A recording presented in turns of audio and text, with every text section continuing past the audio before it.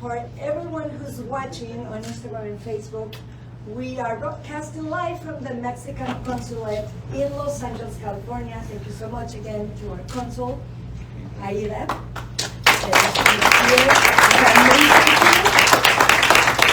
And I'm very excited because I have 5 incredible actors slash filmmakers, multi-slashers.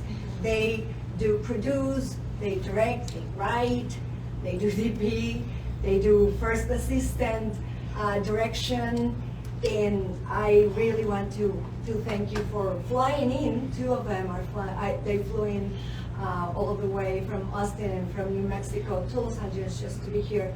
So please, big round of applause to Catherine and FRIDEY from France.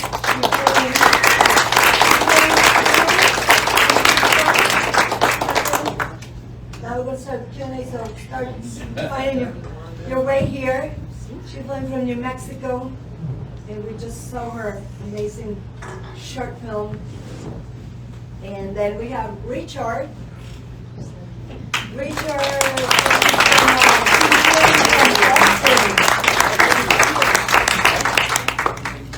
Magda from Chile.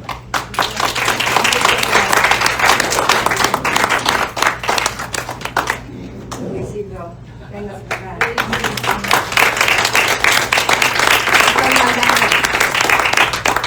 Nuestra panelista, es Mari.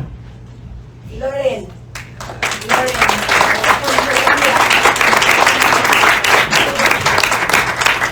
Anybody from your crew here? No?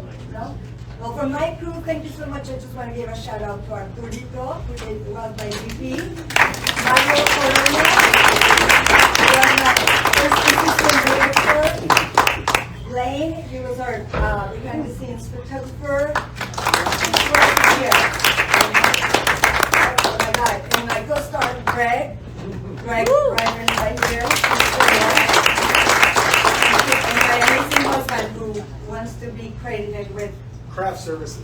The CCCM, the Cultural Center of Cinematic Arts here at the Consulate, it's open for everyone.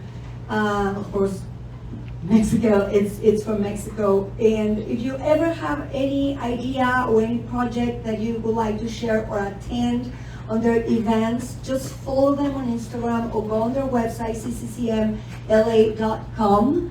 And come to the events and meet the team. They're amazing. I do not work for the consulate. I have to clarify this every time, because there's always someone who's asked me recommendations on how to get their passport or something like that. I seriously don't work here, but their website is very clear, consulmexland.com, and the cultural department is cccmla.com. And then for actors/ is actors/.com, where you can find everybody here tagged. So I'm gonna have to start with Richard. You're gonna think that our stories are kind of similar, and I left them on purpose for a reason. Yeah, I was like, whoa. Because, yeah, I was like, dang, this is gonna be good. Because here we have 2 different stories about an encounter with an animal, except in my story, my character didn't hit it, like avoid it, because it was warned by another bird, like, please don't kill my friend. And it was based on a real story. It's a story about redemption and compassion and forgiveness. Your story, on the other hand, it has an amazing ending, but it's about parenthood. And and I just want to know, was this based on a true story, or how did you come up with this? The kid that we saw, of course, I mean, some. Yeah. Oh, I don't know, how did you come up with this? And your son is on the film, so Yeah. you directed it, you produced it, you wrote it. Please, enlighten me. I mean, a lot of it's based on if anybody, you got parents here, that you try to teach your kids these lessons. And every now and again, they just like throw them back in your face in a way that's like, no, like not like that. And so much, and you feel like you're trying to do a good job as a parent, and you're in these things. And but originally the story was, I had a friend that almost hit a deer, and I wrote it as like this slapstick comedy of two like hipsters hitting a deer and then trying to kill it with a Volkswagen key. And it just didn't have any gravitas to it. Like it was gonna have a lot more like spraying blood. But I found myself thinking about my kids and like what grounds me or what would give it some heart. And you know, parenting's a big part of my life. And I think kind of the earnestness of a parent trying to do a good job, but it going horribly wrong is sometimes how I feel like. I feel like I'm totally out of my depth as a parent. And even when I think I'm doing a good job, sometimes maybe I'm not. But yeah, so that's where a lot of that came from for me. And so it took, you know, the deer was my monster, and we took a long time. I'm fortunate to have a guy named Eric Zapata who's competed on the show Face Off numerous times, and he was excited to actually make something that wasn't a monster, that had a like a real life reference, and trying to create that. So yeah. That was fantastic, wasn't it? Did you expect that end? That's why I left that, because it's not at all like the embrace of the bird. But I was just like, when you encounter or you are about to run an animal, everything can happen. You just turn it the other way. It's good feng shui. Be dramatic. A little dramatic. And you've been going to different festivals. Some of them are like horror. Yeah, it plays a lot of the horror film. Like I consider it a dark comedy, and part of it is just like trying to free people up to actually laugh in some of the moments. Oh, you sure got So I'm glad that people laugh. Because sometimes I feel like people are like, oh shit. But it tends to play as a horror in kind of, you know, like there's not a lot of like dark comedy, like sometimes the midnight films at festivals, but they don't often let you pick like, it's a midnight film. And if I say it's like a comedy, they're like, I don't know, that's the comedy. You know, like, so it's kind of a hard thing to pitch, but it played in a lot of, you know, Telluride Horror and Halifax Film Festival and things like that too. And you had it in November at the Holy Shorts as well, here in Los Angeles. Yeah. It was lit here, so that was. Congratulations, I really like that. Luis ALDANA. Yes. Oh my God, that. I mean, ACUITZERAMO, am I saying? ACUITZERAMO, yes, ACUITZERAMO. He sent me two short films, and we also played in January with Luis Tita in the machines, and it was fantastic because you guys do an amazing job as team director, producer, writers, and everything, and you're always acting. But I picked this one, number one, because it's so rich in culture with Michoacan, and then seeing the dancers, but the story about the father and that need to close the cycle and know what happened with these two men, father and son. How do you guys come up with this story, and why choosing ACUITZERAMO? Well, okay. It's an interesting story. You know, Miguel, he's the writer director. I'm the actor producer on it, and you know, it was the story behind that film was the original idea. We were gonna do it in some rural part of Oxnard, and it was gonna be in English, and that was sort of the original idea, and there was a competition that we wanted to enter it in Morelia, so the film was translated. And when I read it in Spanish, you know, I got on the phone immediately with Miguel and I said, hey, listen, this movie cannot not be in Spanish. Like, forget that, you know, we were thinking of shooting it in English. The story really sort of comes to life in Spanish. And we decided, once that decision was made, we decided to go to the town that he's from, ACUITZERAMO in Michoacan, and location scout. And the minute we got there, we knew that that's where we were going to shoot it. But obviously, we knew that that was going to be 30 times more difficult, because we're not going to be shooting here where, you know, we have a lot of our you know, connections and where we're used to working. Your crew and... Yeah, exactly. So, you know, once that decision was made, once we crowdsourced the financing, once everything fell into place, and we found ourselves, you know, getting ready to to shoot in Mexico. You know, Sal Lopez is a dear friend from the theater. Another slasher is amazing. Yeah, incredible. And so when he decided to do the project, to play Salvador in the movie, we knew that all the pieces were sort of in place, and we pulled the trigger, and we got ourselves to ACUITZERAMO. We shot it in 3 days. A little B-side story. The other short that we shot before that is called Broken Sunflower Hearts, and my character, Anthony, exists in that reality as well. And so ACUITZERAMO is in a sense a prequel to that other movie.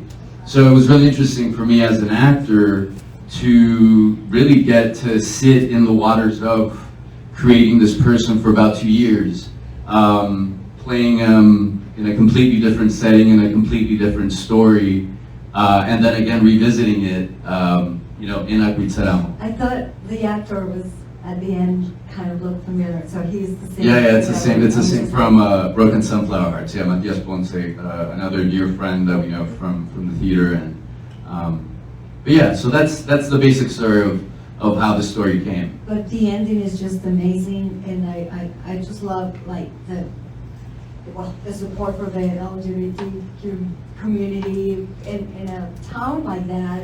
In Mexico, we still have that those challenges. No, absolutely. That was something that you know, when Miguel and I we were walking around town, and you know, Facebook is a powerful tool. So some people had heard that there was people here shooting a gay movie, and so is that your movie? And we're like, well, our story is about a guy that comes to take part in his father's funeral. That's the story we're telling. So we had to be a little cautious, because we didn't, though ACUITZERAMO and the people there were very kind and supportive of this project, we didn't know surrounding towns, and we had crew there that, you know, so we couldn't be naive about the possibility of someone having a negative reaction. And we actually met, you know, I forget what role he played in our crew, but he was from Michoacan, and he told us, like, yeah, unfortunately there's still a lot of violence directed towards LGBTQ community here,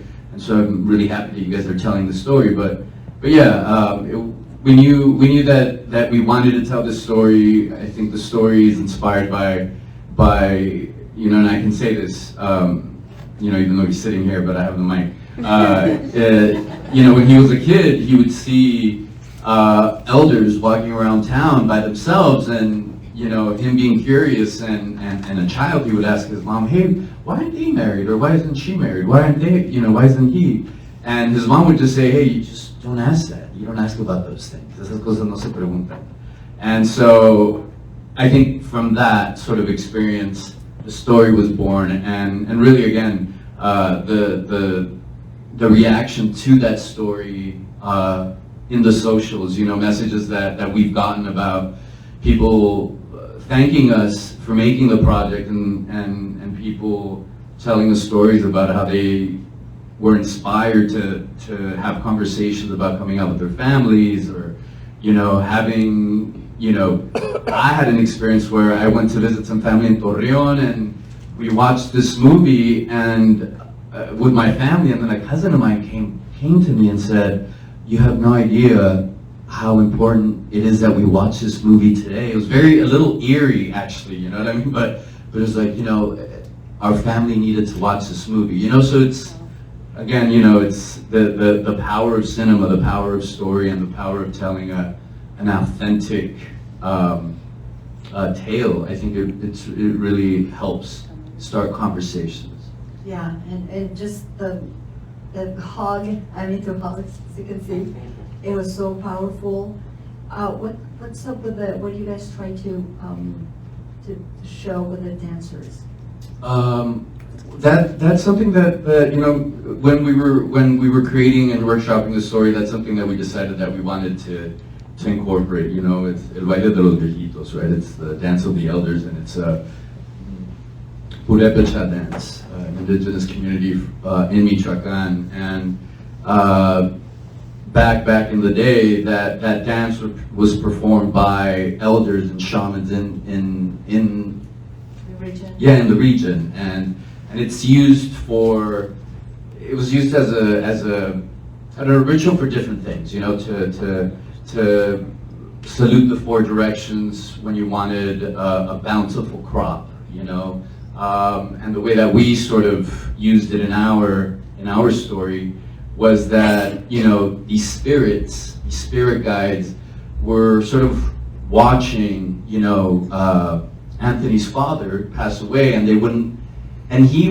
didn't want to leave until he knew that his partner and his son sort of closed that circle. So that's sort of what that represents, you know, for them. They sort of guided his spirit into beyond the veil once his son and partner sort of connected.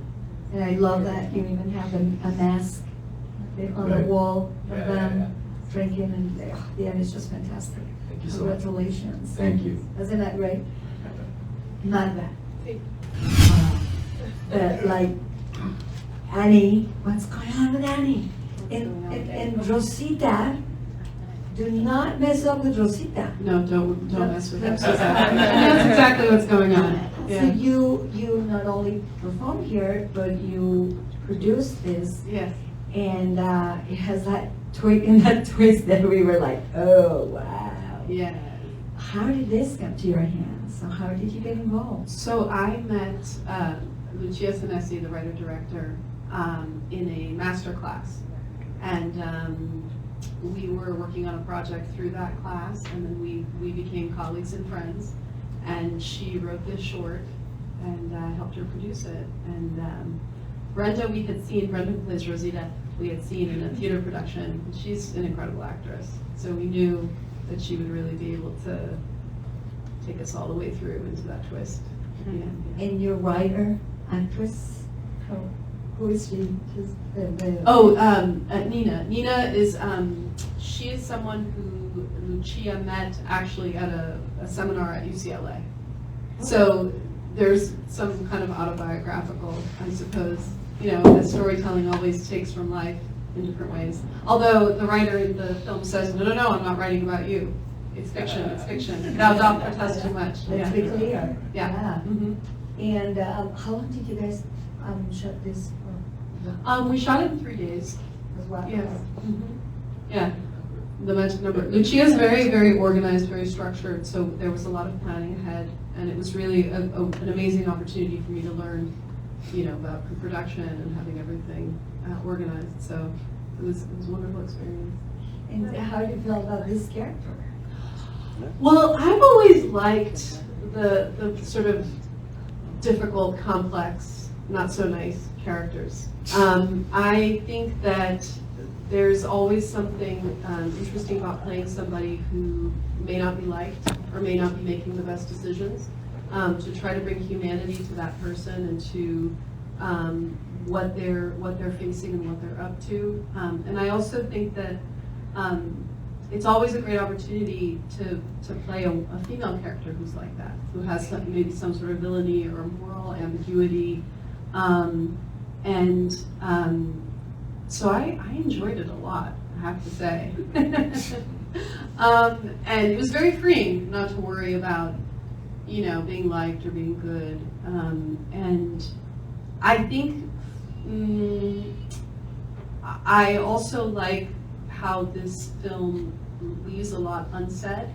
So part of me wonders, like, what kind of conversations happen in the off hours between Annie and Rosita. You know, there's kind of this part that we didn't get to see, that I think it's under there. And we kind of like enjoyed seeing Rosita in the end, having her little Oh, yeah. She was fantastic. Absolutely, I agree. Yeah, that was Yeah. great. Thank you. Thank you. Congratulations. LOREN ESCANDÓN, the last tour, it's a fragment or an anthology that everybody can see. It's like a whole movie with several mini stories, and yours is one of them. You chose not to perform on this one, but to write and to direct on it. And the theme and I mean, it's a very delicate and very important story to talk about. We're blessed to live in California, in a state that allows women to do whatever they want with their bodies. What brought you to not to perform in these and to be part of this project? Well, first of all, thank you. First of all, thank you for having me, and I feel like I'm in great company. Like, I enjoy so much all of your work, so thank you. It's a lot to learn from each other, and I appreciate that. The last store, okay, I'm gonna synthesize the story because it's long. So Roe v. Wade get overturned. I go to my bath and I cry.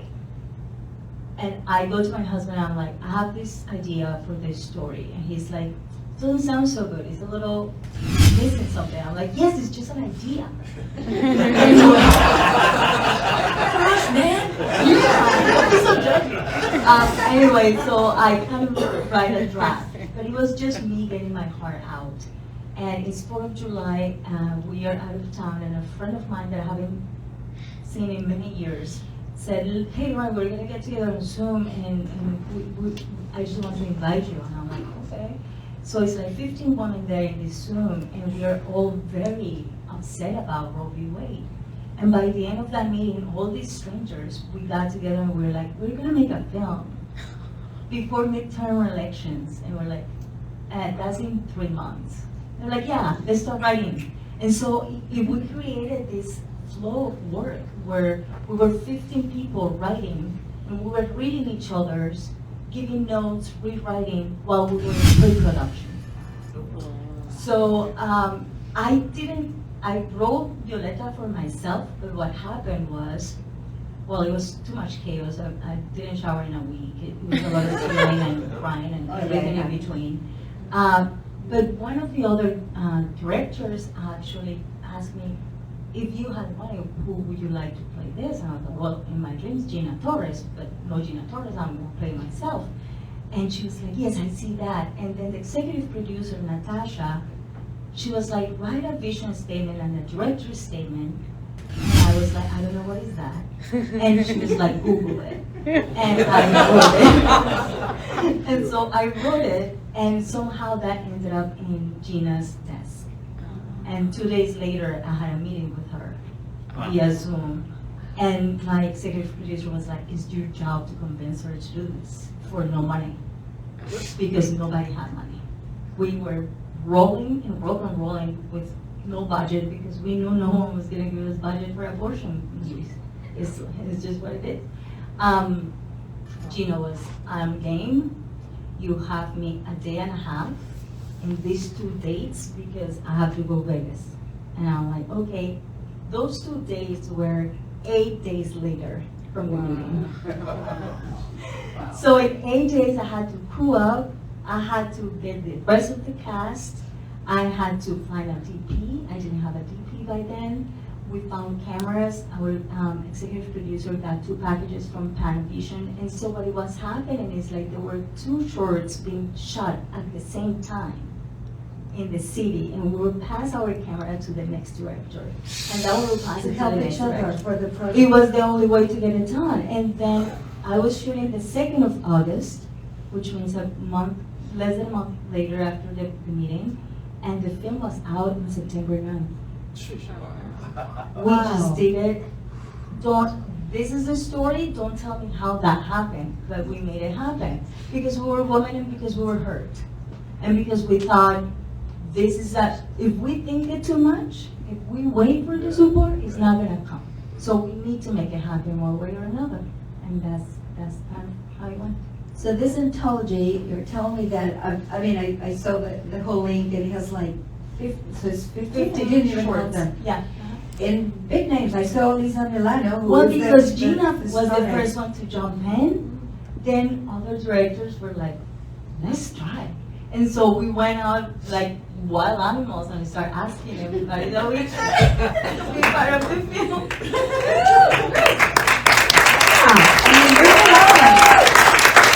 This anthology is right now available for everyone to see. You want to tell us where? Yeah, and I'm sorry that I don't have the credits, but it's precisely because distribution doesn't allow me to show it, it was a big deal. To We try couldn't to even get say it. the word short film. I Yeah, have to say it was like a lot of things, and I'm sorry for the credits because I had an amazing, massive group of people making this happen, of course.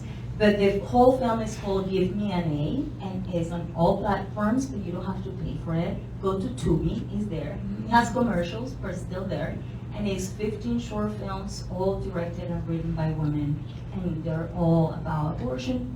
They have the whole range of horror and comedy and a little bit more settled stuff, but it's a film that is not for everybody, but it's a film that will definitely make you ask questions and wonder. Yeah. Give me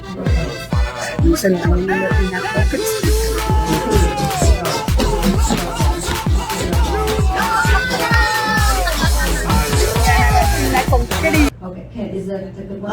Yes. This one is amazing. I just love it. It's back in the day, and it's based in something that happened to your Well, it's family, or- loosely based on what my family went through during World War II in France. But I didn't have any spies among my family. Tell us about the story. How did it come up? Originally I thought it was an assignment in my acting class, but I actually got the assignment wrong. So I did another short, correctly fulfilling those requirements, but I still had this story. I am kind of obsessed with World War II. My dad was a POW during the entire war in Germany, and the reason I'm in the United States at all is because my uncle was an American GI, and he met my dad's sister. Recuérdenme jamás comer como lo hace María. It was le coup de foudre, strike of lightning, or as we say in English, love at first sight.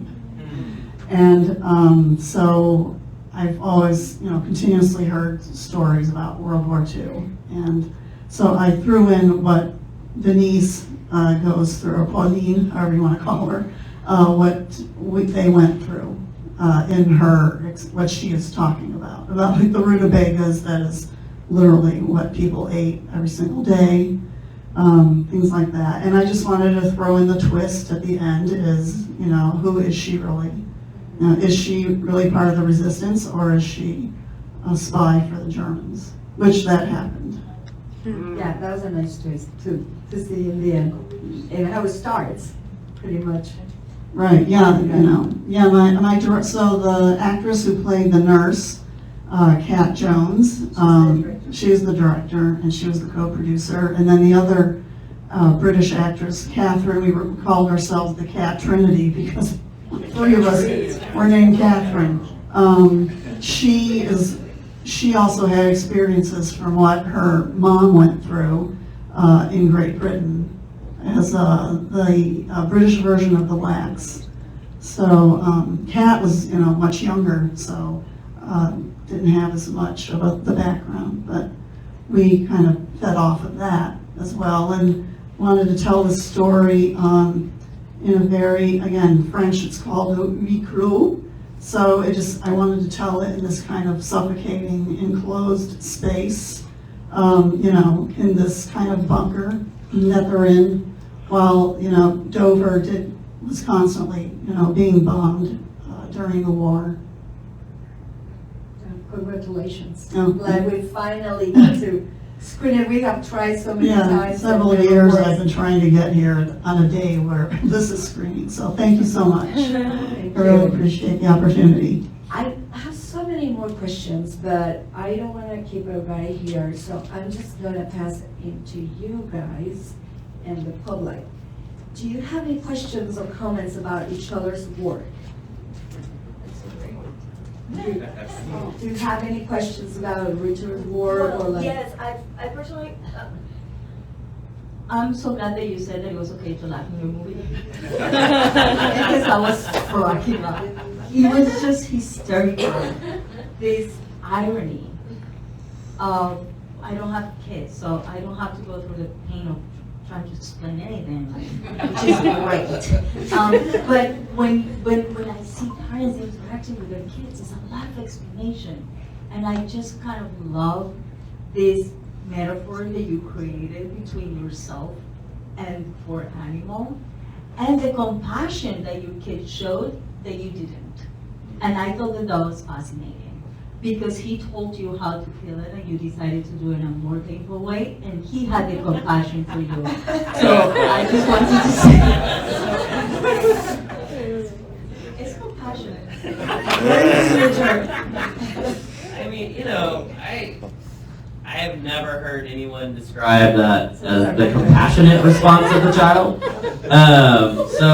Did your son see it? Does he watch it? Oh yes. I mean, I know he filmed it, but that doesn't mean he has to see it. No, you know, my wife was pretty scared we were gonna traumatize him forever with this film, but I think he's fine. To call, that's why. We did a lot of rehearsing of him killing me with the stone, so we got to a point where we could really laugh with it and have a lot of fun with it to make sure I wasn't traumatizing him. So we sat in the living room and had like a nice fake stone that he repeatedly hit me in the head with. So yeah, so don't worry, he's fine. He's a good little actor. Wait 10 years for to pay for the shrink. Yeah. Is he into acting as well? He is. He's really gotten into musical acting. He just did a Broadway intensive this summer, which I'm really excited for, and going through that. And then he was like the lead in his musical at school and stuff like that. So like Hunter likes it, he likes it. He's like a more talented, probably, version of me. So hopefully, yeah, it'll work out for him. You don't force him. Like I have my husband right here, and I force him. I put it on him, and he is on my projects, but he's not an actor. So I'm glad he likes it and he enjoys it. Yeah, but I mean, to go to you, like, as a parent, you think, oh no, dumb kid, I've got the answer, and maybe the kid has a better answer than you. And so I think that is something that can happen. So. There's another mic right there. Anybody else would like to comment on each other's work? I think it's on, Luis. If not, just you can pick the other one. No? Yeah, No? no, Yes. I don't have a question. I just wanted to touch the mic. Okay, so then we're going to go for a Q&A with the public. If you have any questions for this amazing crew and team and people, I hope this is going to be the beginning of a collaboration among a lot of people. Anyone has a question? Saying hello to Laura Catalano right there, Tita? No. Does anybody have any question? In the beginning of I'm sorry, I'm just speaking. Okay, Laura. Go for it, Laura. Speak out. Now the mic is coming to you. No, I don't need a mic. He's a theater actor. At the beginning you said to him, I hope that this is not based on real events. I say, well, I hope the father is still alive, you know. But like, pay attention what you teach to your kids. After I saw that, I was like, oh my God. It was really fun. So congratulations to all. I think it's an amazing, amazing work. Thank you, Laura. Thank you. Hey, you haven't had a question? No, I don't have a question. I have a comment about the movie Abortion one. I think. The last. What was the name of the movie? The Last Store. The Last Store. I really it's very inspiring because the time that you met with her and the mission statement, director statement, and you get it done. That urgency was able to get you out of your head, be in the moment and get it done. And I think sometimes, you know, as a creative, like sometimes, you know, I have my struggles as an actor and writer that's just making things, not perfect, just make it flow. But this, watching the movie and also I know who Gina Torres is, but the fact that how you made it is very inspiring, and I like to see more of your work. And my takeaway is that, okay, get it done and just put a time for it. I mean, you can give a deadline and have people coming on board, things move faster. Yeah. And the fact that you rented a camera and another movie was done, and you get it done. And that is something that I commend you for it, and I hopefully, you know, just I'd like to see more of your work to do that. So it's very inspiring. So I just want to say thank you. Thank you for that. I just want to add to that. It is true. Like the more we think, as an artist, I feel like the more we think about getting something done, the more we get stuck in it. It delays and delays. Yes, and this was probably the less prepared job I have ever done, right? It was just, everything was just happening too fast. But at the same time, once we were there, because the cause was important, and because people were there without pay, they knew that we were doing something that was endearing to them as well. Yeah. I feel like everybody just found the synchronicity that Yeah. was magical.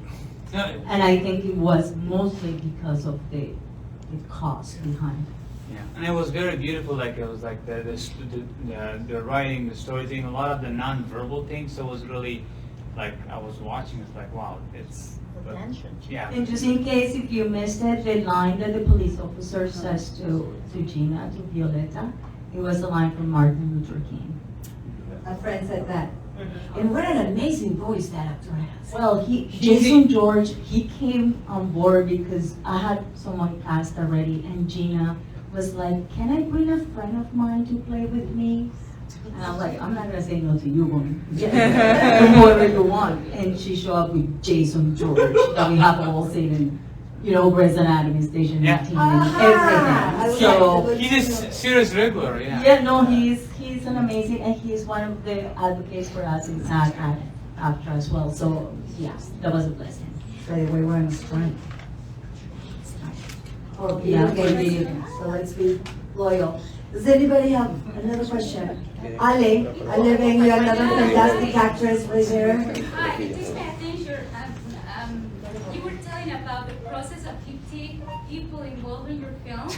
And, Well, 15 women Yeah. with 15 directors projects, 15 shooting, different yeah. directors. yes. So the process to get all the materials, all the writings, all the process of select those ideas, it really, I don't need a microphone either, I'm just kidding. The voice of talent people. So it's something that is, how to put this in words? Do you want to tell something else that it wasn't in your film? Do you want to tell something that it's not in your film and it's No. something left?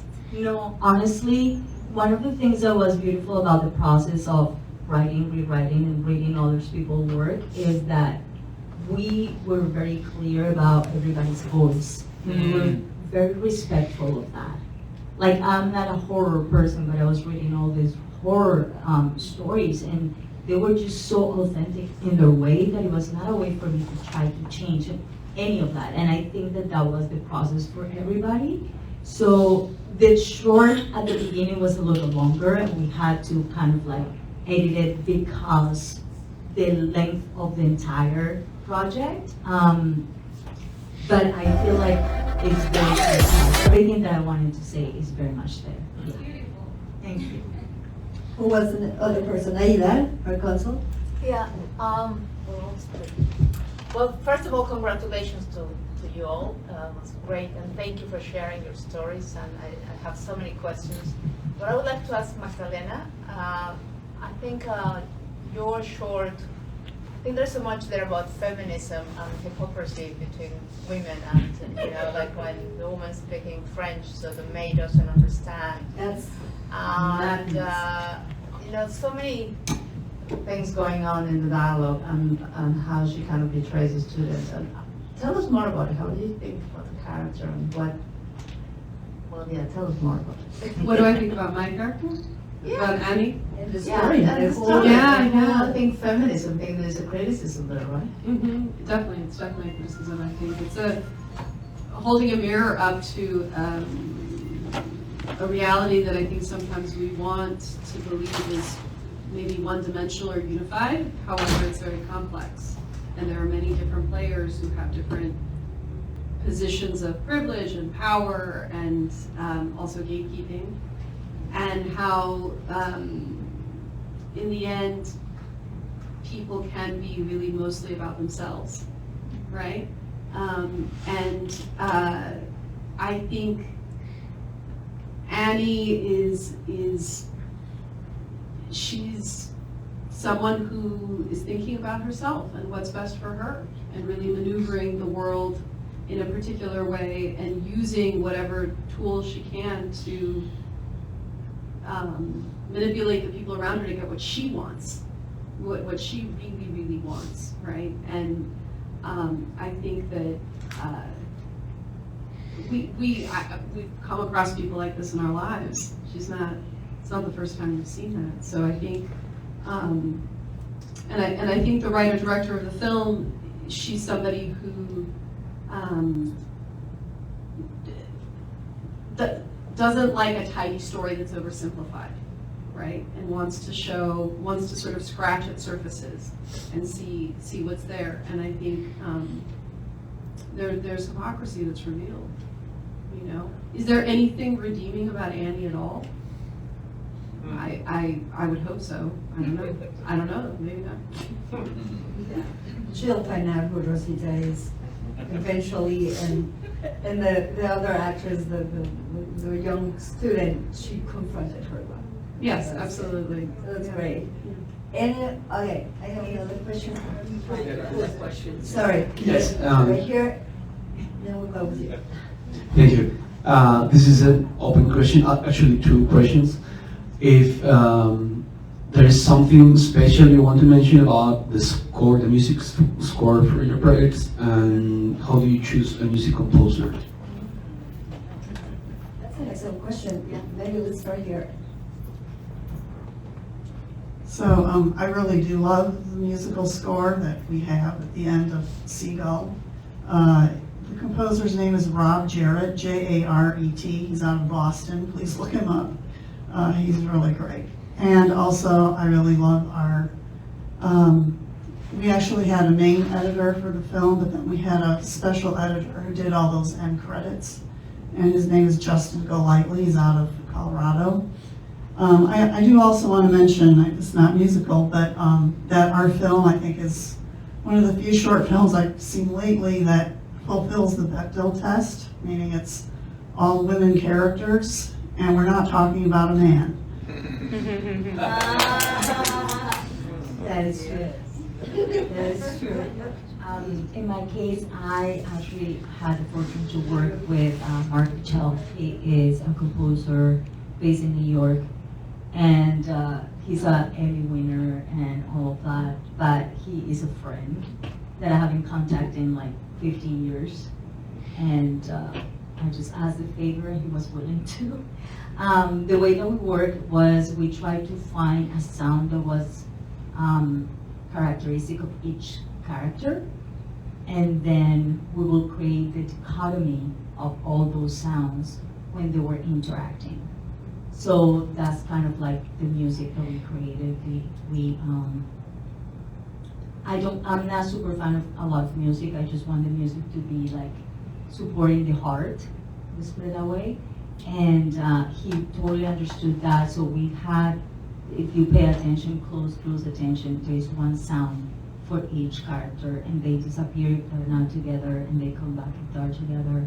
And if they're fighting, they're just supporting that fight. So it was a little bit like that. That's such a great question. Music is so important, and I noticed the music in each of the shorts. I really enjoyed that element. I'm very embarrassed to tell you that I don't remember the name of the composer of the short. I'm so sorry. I know for our writer-director, Lucia, the music was incredibly important, and she chose the person very specifically and wanted a sound that created a lot of tension. And so I remember sitting with her and watching earlier cuts that didn't have music, and thinking about how it would change depending, right, what the sound would be like. And so that for me, because it's the first project I've ever worked on as a producer, was really revelatory. It's obvious once you start to think about it, but I'm not a composer, I'm not a musician, I'm not a person who does sports. So how you can completely change a scene or just the feeling and the meaning of an entire project, you know, with the sound. So thank you. how did we get the copyright? I also don't know the answer to that. Sorry. I'll look for you because I love this song. Yeah, I can put you in touch with. I heard some people sing it. Yeah, no, it's that song's amazing too, and it adds such a different touch. Yeah, absolutely. So joyful. Yeah. Yeah, to answer your question, Robert Rebel was our composer and dear friend of ours. That was the first time we worked with him, and then he also did the score for our latest project, the Ballad of Tita and the Machines. And yeah, it goes without saying, I mean, everything that these women are saying is true. It's such a integral part of a story, and you know, to be able to have a shorthand with the composer as the filmmaker, you know, is very important. But yeah, so we know Robert just through theater and collaboration, past collaboration. Our composer was Curtis Heath. I didn't know him. He was a connection through my producer, Jason Whaley, that he knew out of Dallas. And he'd actually used the music for another project that never got made. And my producer was like, I think I know some music that could work in this. And so, I mean, part of the thing that I really enjoyed, though, was the music that we used when the father is trying to connect with the son is the same music we use when the deer and the father connect. And so there's this element of he's finally getting the connection that he was seeking in that moment, which is just kind of something that I kind of enjoyed myself. Yeah, that's amazing. Thank you. Emily, you have a question? So not so much a question, but kind of a response to your question with Annie. I think you did an amazing job, like going through the like kind of mania that she has, where she's, you know, so happy and joyful and this, you know, and then, you know, you see her on the phone and she's genuinely hurt. And I think what you showed is that, you know, like you said, there's a lot of different facets to, you know, a woman's experience and how a woman can carry herself through life. And when I come into contact with people who treat me this the way that Annie was treating me as a writer, what I found is it's actually her own response to how, to the woman's experience, to the experience of kind of being sometimes put in a place that you don't want to be. So you use every resource that you can. You use, and you step on other women. You create this idea that, you know, you're giving everyone a leg up, or you're creating an image so they can follow you. And it's in reality, you know, you look at Rita, who has an ostensibly lower status, but she's in tune with herself. And I love how at the end, like, she's the one with the kids, she's the one with the kids, whereas Annie, like, I don't know if this is necessarily, like, redeeming, but maybe it could evoke compassion in that, like, I want kids, I want her, I don't want to be Annie, you know, and I think that, like, you see where the true value in life is. So I think you did a really good job with the contrast between the two. That's just my comments on the question. Great. Anybody else have a question? I have a quick question. Please. For each one of you.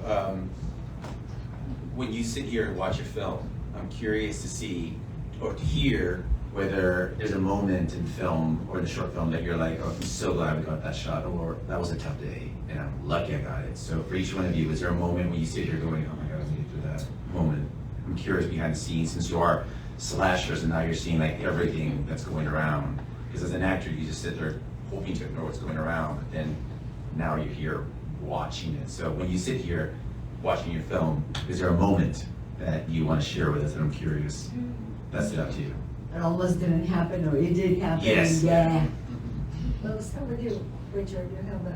All of it. I mean, I think the hardest moment was the moment with the deer. Like, it was a lot of work. There was actually, we were gonna shoot it in 3 different takes. One of them, my shirt actually got bloodied ahead of time by somebody on set. And so that canceled because I had 3 different shirts. And then one of the takes, the camera movement was totally jacked. And I thought we had that, I didn't know it until we got into editing. And so the one I was planning on using wasn't available. And so based on the performance that I felt like I wanted to put in there. And so there were some things like that happened that you're just like, oh! And I mean, but even like our gaffer wanted to move the source light for the moon. And so at one point, like I was the only one that had a truck, and so I had to get out and get a machete and chop up all this stuff and to move it and get the light set up, and you know, we've got that nice light that comes in when it's got, you know, the over the thing when I get out of the car. So to create that source moonlight. So there's things like that that are just like we're a little more mayhem. Like I think for me as an actor, it felt more stressful than I was hoping it would feel. And that probably came out at times. How many days did you say you? It was just 2 nights.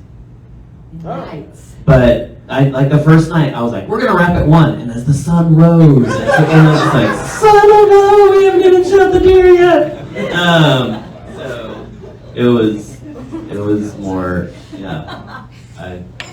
Which is like such an indie, like a first-time director thing to do, where I'm like, you know, expecting these directors come to you as an actor, and they're like, we're gonna shoot it up, we're gonna be in your like studio, oh, we're gonna be there all night. And I was like, I was that guy. No. And you have a child, so if Sad was there, Goodness. you would have done it. That's why I don't bring other parents' kids. Mine, I do whatever I want. I would say it's two things that I'm very, very, very happy that 2 shots in specifically I'm thinking about specifically is when Salvador Cell's character sort of crumbles after his partner's, you know, just expired, died, and he goes to the wall. You know, when we shot that, you know, that was The old man. yeah, that was done with sound, and we were watching it in the editing room, and the decision was made to just sort of, you know, eradicate the sound for that moment. And I think it's just so much more powerful in the film. So that's one. And then the other one, just the señoras praying the rosario, I think is it does its job, I think. So I think those 2 shots. It's very much from that type of Michoacan area.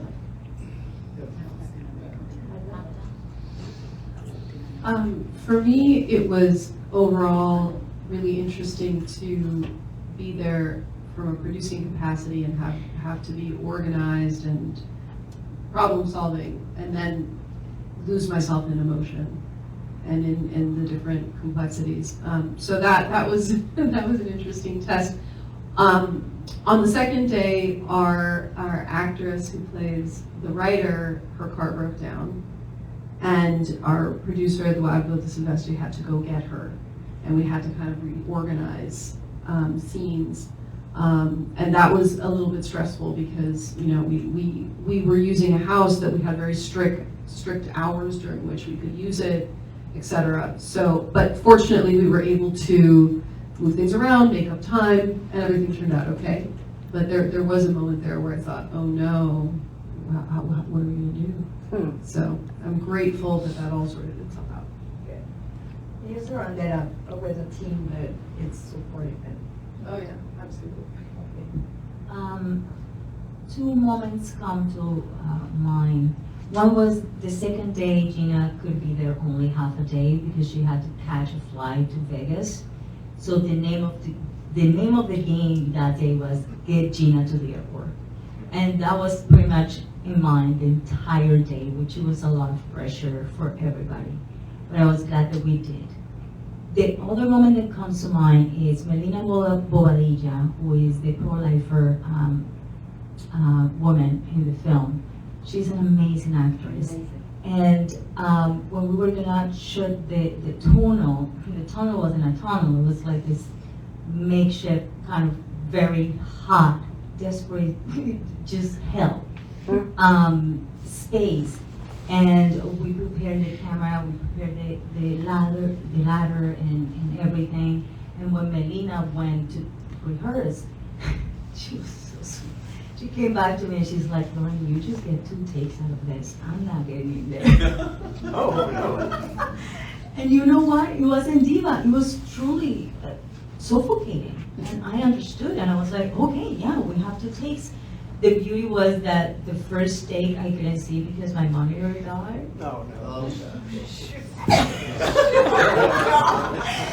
And the second one I couldn't see because it was a reflection of light on it that wouldn't let me see, and it was like 15 seconds.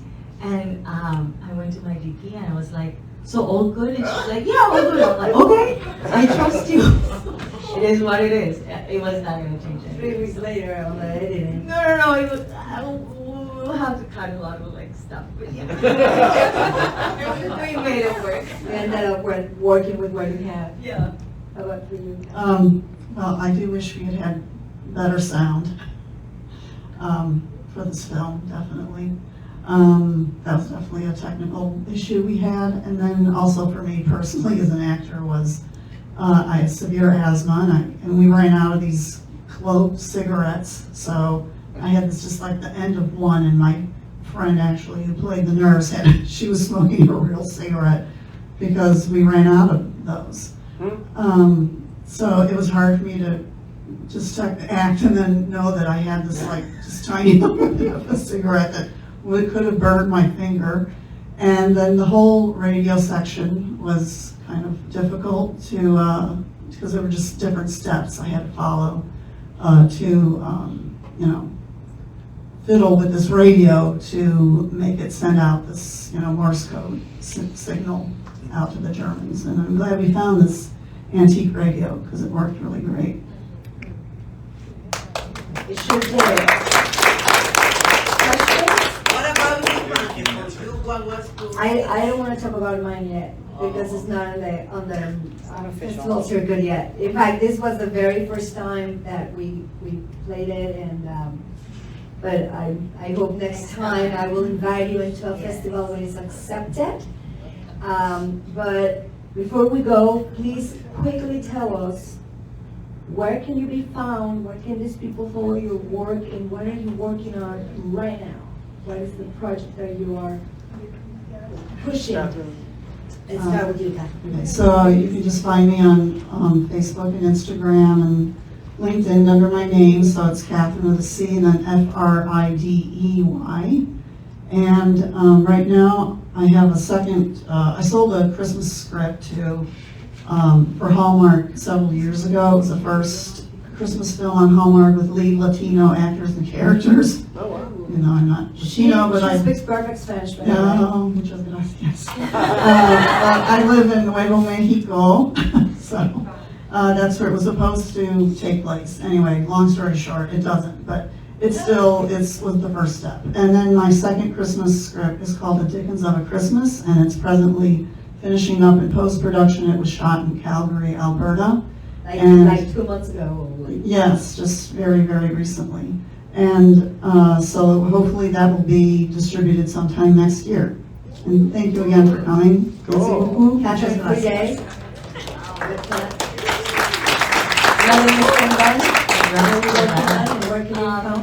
I can be found everywhere with my name, LOREN ESCANDÓN. I think there is no other one out there. But with my name, you find me everywhere. I'm working, so I wrote this very short story back when Mr. T was the president. And it was about this farm workers and the sexual harassment that women go through and the job. And after all these years with the potential of Mr. T coming back to the house, I decided with a friend of mine, Pablo Valledor, who is a Chilean amazing producer living in France, to develop that as a feature film. So it's called Berries, and I'm developing that, hoping that Mr. T doesn't get in the house and the film never gets made, because it doesn't matter. Well, wishing you much success. Thank you so much. LOREN ESCANDÓN. You can find me also with my name, Magdalena. My last name's Edwards. And I'm in post-production now on a short film that I wrote and directed, and I'm also in, it's called Anniversary. And it's been a long process. Once it's done, we'll submit it to festivals, so I'm really excited about that. And I'm also in a play called Dulcidea, de La Habana, and it's premiering at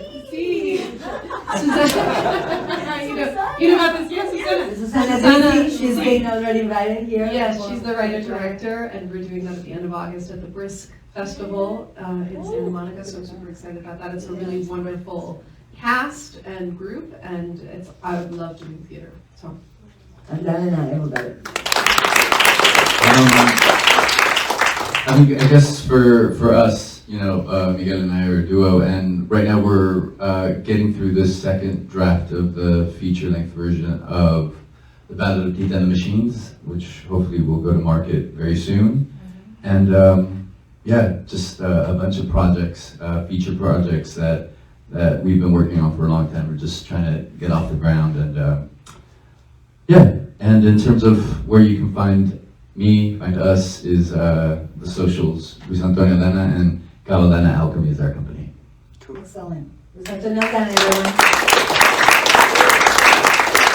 everyone. You can find me at Richard C. Jones. Gotta get that C in there. There's a lot of Richard Joneses, so C is important. But Richard C. Jones actor on Instagram, richardcjones.com, and you can go to my poor website that needs updating probably. Just go to Instagram, guys. And right now, I'm working on a feature. It's a adventure horror film called Relic Dragon that I've been working on, and we got like 10 pickup days in November, and I've got involved as a producer on that as well, but I'm one of the leads in that. And then there's another feature I'm talking to you right now that hopefully is going to shoot in December. So, and I'll be an actor and producer on that as well. Cool. So those are kind of my two things right now. Richard, everyone. And just to answer, Señorita Patalano, I'm Vange Tapia. I forgot to tell you I'm the founder of Actors Slash, which is a collective of actors / producers / directors / multi-slashers. And it's a community and a collective, and really we help each other. So I wish you could follow us and support us. If you took any pictures, please tag us. Actors is plural. It's not singular because we can't do anything alone, so we need each other. And then / actorslash.com is the website and social media, and vangetapia.com or at Vange Tapia on social media. And I'm currently going to start this short film that I just saw, that I'm going to start promoting it. I also have Nuclear that I'm also promoting, and we are about to start also promoting Sidewalks and Skeletons. I have the director right here, so I hope you can support, and one of my co-stars right here, Emily, you met her. And again, follow the Consulate, the CCCML.com and consulnextland.com. And thank you so much again, everybody. So